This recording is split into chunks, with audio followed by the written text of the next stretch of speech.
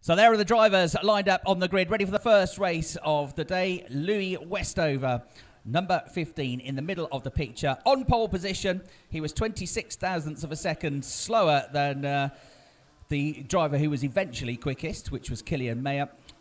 However, Killian losing his lap time. So it's Louis Westover on pole position, 4 thousandths of a second quicker than Chris Lullam. And then Ruben Moya for LTP competition is going to be lining up third fastest, the leading Spanish driver. Oscar Paloma Ortiz, who is fifth in the point standings, there in fourth place in the championship.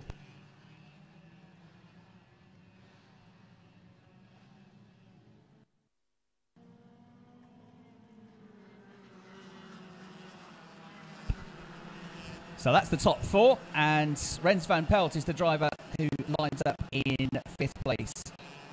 Sixth place, because in fifth position, Killian Mayer. Killian Mayer moves down to fifth place. Sixth place, Rens van Pelt. And then on the fourth row of the grid, we got Ben Wooldridge and Ethan Tan. Ben Wooldridge, one of the British drivers who got a victory in the pre-final in Italy, and had only used tyres left. You only get 2 sets of tyres to use for the races and qualifying, and he, unlike most of them, used his best set for the pre-final, which he won by about 3 seconds. He led briefly in the final, but eventually slipped back to third place. He actually dropped to fifth position at one point, but he fought his way back to get a podium finish with a very, very good move on the last lap of the race. And Ben also set the fastest lap in both the pre-final and the final. So good result, a really good result for Ben Wooldridge in Italy. That puts him second in the championship, and he's only 1 point behind Chris Lullam. So number 30, Ben Wooldridge, one to watch out for here. He's with the Vital Motorsport UK team. Rens van Pelt is alongside, Ethan Tan is alongside him in the number 18 car. Comes all the way from Singapore. We'll hear from him later. We've got lots of driver interviews that we've been filming over the course of the weekend, which will run in between the races on the live stream.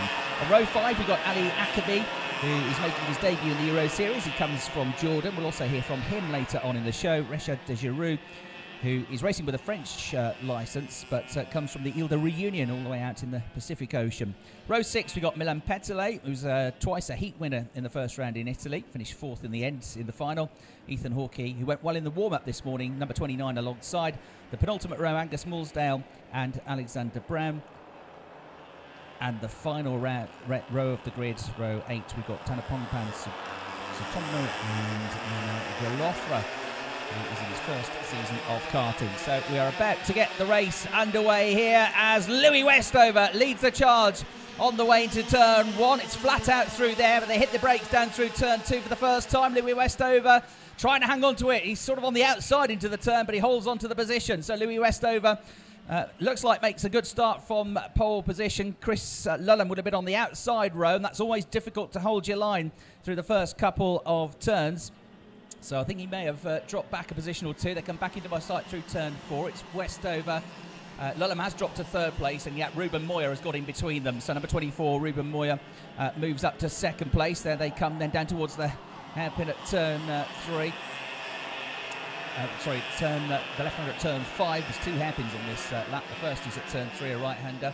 The second, the left-hander at turn 6. We've got 2 carts who had a tangle on that second corner from a bit further down the order. We'll identify them when they come back around. But Louis Westover is the driver that leads. Here he is coming into the last corner. From here on in, it's flat out, 20 seconds full throttle more or less, down this hugely long straight, flat out through the first turn. And at the end of the first lap of the race, Louis Westover leads. Chris Lullam in second place, getting the place back at the end of that first lap. Ruben Moya is there in third, right on his tail in the blue race suits. Then we've got Killian Mayer up to fourth place. Rens van Pelt up to fifth place. The driver that dropped back on the first lap was Oscar Paloma Ortiz, who's there in sixth place. Just crossing the line, I'm afraid, is Ali Akabi, who did well to qualify 9th yesterday, but he's the driver that comes through at the back of the field. And Alexander Brown, number 14, fails to come through, and the other one that got tangled up at the start was number 33, Manuel Golofra, the Spanish driver. So a bit of drama further down the order, but the front runners all going absolutely fine at the moment. There they are, the top 3 together. Chris Lullam in second place now, having a look down the inside of Louis Westover to try and get the lead of the race, which he does. A lovely move that. You've got then Ruben Moya trying to come back at him, and Louis Westover settles it into second place. Killian Mayer is there in fourth position. And the rest of them coming nose to tail over the start-finish line now. Chris Lulham with his nose in front this time.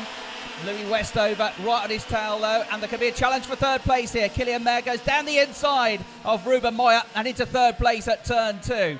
So the top 4 really are together here, and you can throw into the hat as well Rens van Pelt and Ben Wooldridge, who are 5th and 6th and getting into this lead group as well. There they all are together, but it's the number 17 of the points leader, Chris Lulham, with his nose in front of his teammate Louis Westover.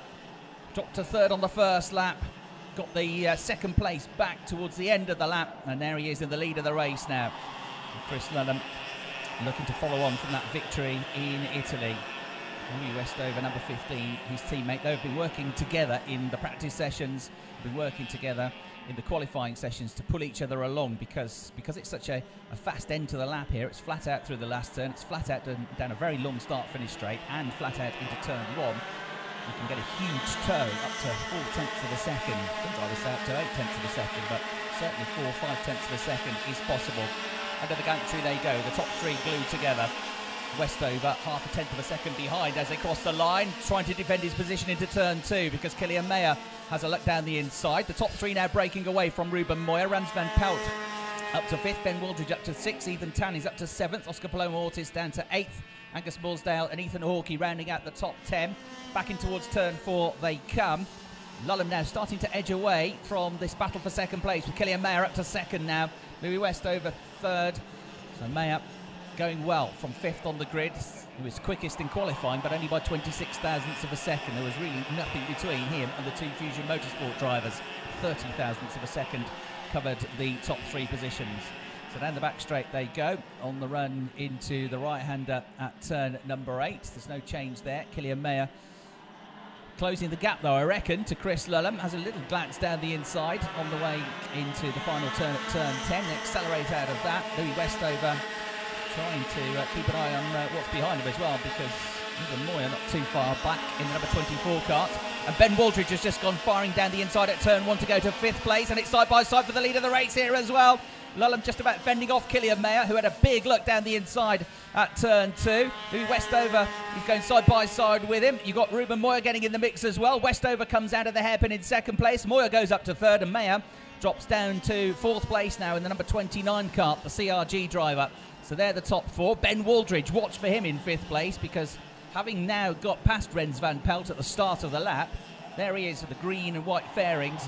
Ben Wooldridge is looking very racy here, and it's not going to be too long before this becomes a 5-way fight for the lead of the race. It's a 7-lap race. If it carries on like this, I'd probably like it to be a 14-lap race, because it's an absolute cracker to start the day. Fantastic racing.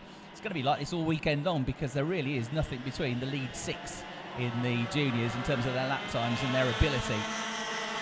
So through they come, back onto the start-finish straight over the grid hatchings, nothing between them. Looks going to be 6 of them for the lead soon. Ben Wooldridge goes through with a 64.6 second lap, so he gained more than half a second on that lead group on that previous lap. So he's the quickest man out there at this stage of the race. Down towards the hairpin at turn 3 they go, with still Chris Lulham fending them off, doing a fantastic job here. Got into racing when he was, or into cars at least, when he was 6. Got an off-road bucket for his 6th birthday. Started racing in the cadet category, the 60cc cadet category in the UK, when he was 8 years of age. His teammate Louis Westover in the mix there as well, the Fusion driver from Colchester in England. So those two together, 5 laps of the 7 now complete, only a couple to go. And well, this race good enough to be a final, really. The quality has been extremely high. The 2 Fusion Motorsport teammates working together here. Every man for himself, and, you know, come the final and trying to win the race. But these two need to work together to make sure they're at the front of the grid for the finals tomorrow. The results of all 3 heats determine the grid for the pre-final, which is the first of the point-scoring races towards the championship. And then the final with more points available. Even Moya in 3rd place has a little glance down the inside, but it's still Lulham and Westover ahead of him. Moya, and then closing up now, the top 2. Best lap of the race to Killian Mayer so far, with a 64.5 second lap. That's pretty competitive. 64.3 was the pole time, so we're not far away from that track being at its ideal condition here As we're on the last lap of the race now, number 17, Chris Lulham, number 15, Louis Westover, then number 24 with the blue race suit is Ruben Moya, and then just off him now is Killian Mayer. Is Westover going to sit there? Pierce Sexton, the team boss, will be happy with this if it stays like it for another few corners. A 1-2 for his two young guns. Ben Waldridge not quite on the back of that group, but he's comfortable in 5th place now. He's pulled away from Rens van Pelt. So one more corner to go, and as long as he gets a good exit, which it looks like he has, Chris Lulham is going to pick up where he left off in Italy by seeing the checkered flag first. He wins the race only just because out of the slipstream pulls Louis Westover, and Louis almost picked him on the line there. There was only 11 thousandths of a second between them. But it's Chris Lulham that wins the race from second on the grid. The pole sitter Louis Westover in 2nd place. Ruben Moya set the fastest lap of the race on the last lap of the race with a 64.503, and he was only 1/10 of a second behind in 3rd place. And we had Killian Mayer in 4th. Ben Waldridge came up from 7th to 5th. Rens van Pelt in 6th place. Ethan Hawkey 7th. Ethan Tan in 8th place. Angus Mulsday was 9th, gained 4 places. Oscar Palermo Ortiz went backwards a little bit in 10th place. And then we had in 11th place Reshad Giroux, Sutomu Tanapompang in 12th place for the Super Windforce team. And they can see just how close it was. 11 thousandths of a second between the top two.